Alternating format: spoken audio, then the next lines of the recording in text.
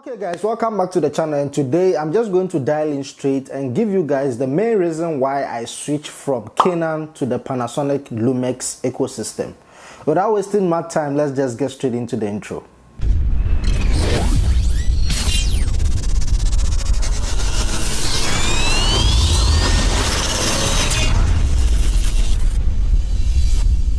So yes, welcome back to the channel, and if you have been following the channel for a while now, you probably know that I'm a Canon fanboy. I've been using Canon, and I think this channel and my whole career was actually built on Canon cameras or Canon gears. So to list of a few cameras that I've used in the past, I've been using the Canon 90D, the 77D, 7D, 6D, 5D Mark III, 5D Mark II, EOS R, RP.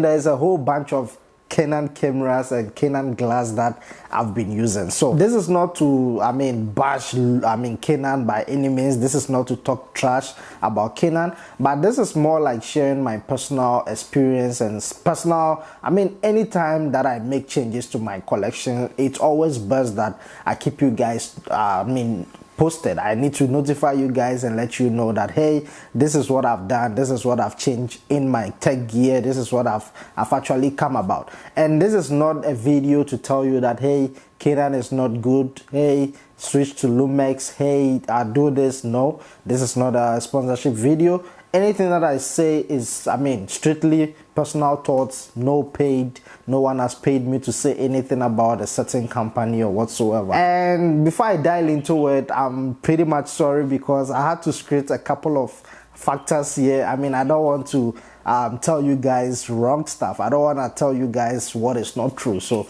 I had to list the most important thing on this sticker note here. So if that bothers you, then I'm very sorry about that. So the main reason why I switched from Canon all the way to Panasonic is not that of a big deal.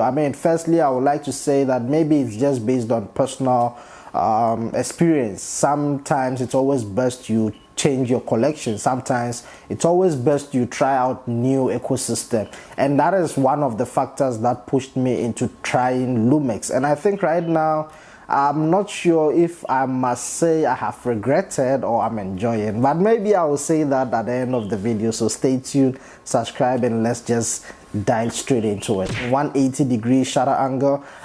This might not seem like a big deal, but I think if you get your hands on this Lumix camera, you'll probably understand where this whole thing is going. And before you guys ask, okay, where's the Lumix camera is using?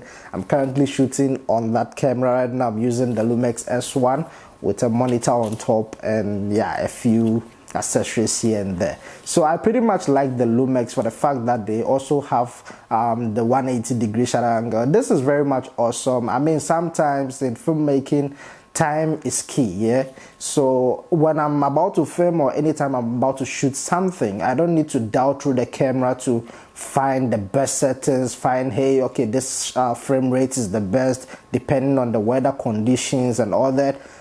With the 180-degree shutter angle, you just set your aperture and then you set your ISO, and then the camera determines the best frame rates and all that for you. So it's quite awesome. It's amazing. It's actually does the job perfectly. I don't need to find the best frame rates depending. It does everything.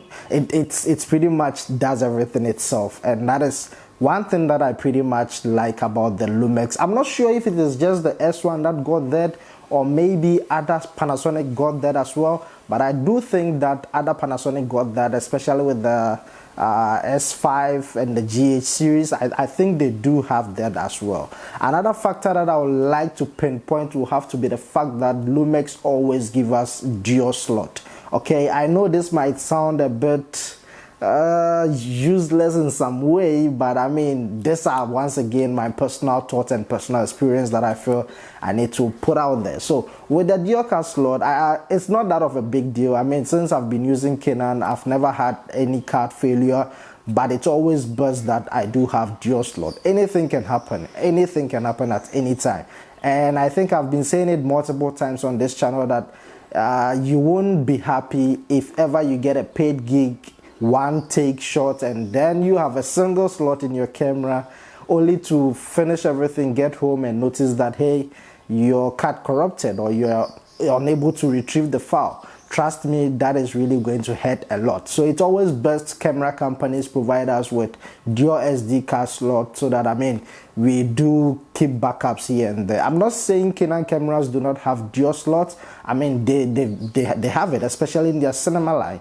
They do have dual slot, but I feel like with the cameras that I was using, like the R, the 7D, the 5D or so, I mean, most of them that I've been using did not come with the dual slot, except for recently they implemented this factor in the Canon R7, which I see that they are no longer doing it in the other cameras as well. So I'm not sure what Canon is trying to tell us, but I pretty much like the fact that Lumix always give us this option in most of their camera lines. Another factor that I would like to tap on will have to be the filmmaking tools that Lumix always give us. I'm not saying Canon is a bad filmmaking camera, okay? Every camera is a good camera. I mean, the camera you have in your hands is the perfect tool for whichever job that you need it for. I mean, sometimes it's not about the gear, yeah? Sometimes it's all about your experience and how you can get your hands around it and get the best out of it. I'm not saying that, hey, Canon is this, hey, this is that, but once again,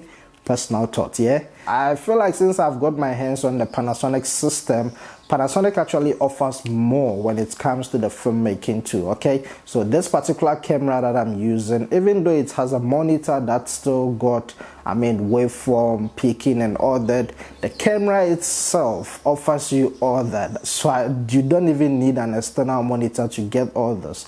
When I'm using the camera like that for a shoot or whatsoever, I do have zebras, peaking, a whole lot of features have been packed onto this particular camera, which makes it very amazing and very awesome whenever I got something that I need this focus assist and filmmaking tools to work around. And sometimes it got me thinking, why do Canon always hold us back when it comes to giving us the best out of a camera? Well, they do give, but sometimes they hold on and put them in their high-end expensive camera, whilst Lumix always give it out regardless of what camera you are buying. The price, okay? So with the price, someone might say that, hey, why are you taking sides, why are you being biased? But I feel like if ever you've been using, I mean, Canon, you definitely understand where my whole point is going. So with the price, Lumix always give us amazing grades cameras, especially for the new models that are in the system now, like the S5 Mark II, S5 Mark II X. They are doing pretty well. And this is not to say that Canon cameras are expensive, but what Canon normally do is they always reserve their expensive lines and put high-end, I mean, things that we need in those lines. So with a camera that you may get in the Lumix line for maybe $2,000, Canon will also offer you $2,000. But if you compare the two, you will see a huge gap in terms of features, in terms of build quality. I mean, the overall appearance, everything will definitely be different from it. So this is something that always brings me back to the Lumix cameras. I mean, if you have to pick a used Lumix camera, it's even way cheaper and you are getting a lot out of it compared to buying something of a similar price with Canon brand. So I think it's quite confusing to explain, but if ever you dial your hands between the two cameras, or maybe if you're in a market trying to get these cameras, maybe try to ask for both prices, and you see, I mean, the difference in appearance and difference in features and all that. So I know it's not that of a big deal, but once again, this is my own opinion, and I mean, you stand to debate in the comment section. So another thing, which is actually the last one, will have to be the internal, I mean, outputs. But I feel like since I've got my hands in the Lumix, I mean, cameras, there are a few things that have actually changed my mindset when it comes to filming. I mean, when it comes to Lumix, they pretty much give you everything. They don't hold back to all this. I mean, let's give them small HDMI, let's remove the headphone jack. No, they don't do that. With Lumix, they give you everything. They go all out. It's full HDMI microphone. Even if they don't give you full HDMI, they give you the standard one, which is the one after, I mean, before the full HDMI. So it's pretty much fair.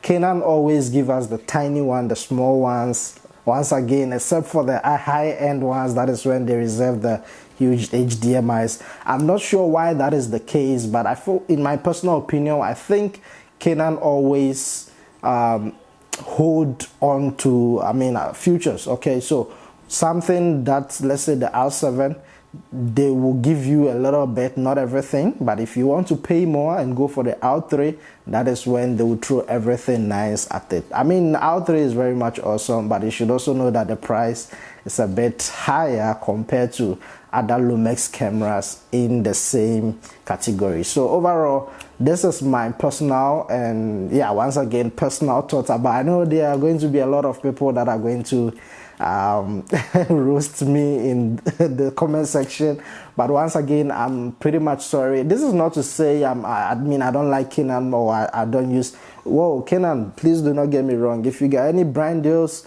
call me. I'm willing to anytime. Please, I'm not being sponsored. This is just personal thought based on the cameras that I've been using in the past. I mean, I'm still using Canon. Like, we still got the 70D with my trusty 17 to 40 millimeter lens here. I mean, even my Lumix that I'm shooting on got a Canon lens in front of it. So that should basically tell you, I mean, where everything is going. I can never stop using Canon. I can never stop. I mean, I'm always going to be with Canon. And yeah, so now that I'm also into Lumix, I also try to, I mean, enjoy more of it and see what Lumix got for me. Overall, this is my final thoughts about Canon and Lumix. Once again, it's very much subjective, so you stand to debate with me in the comment section. Thank you very much for coming, guys. If you have any questions based on what I just said, drop it in the comment section. Do not forget, if you are new, hit on the subscribe button, like, and I guess I will see you guys in another video. Stay safe. Peace.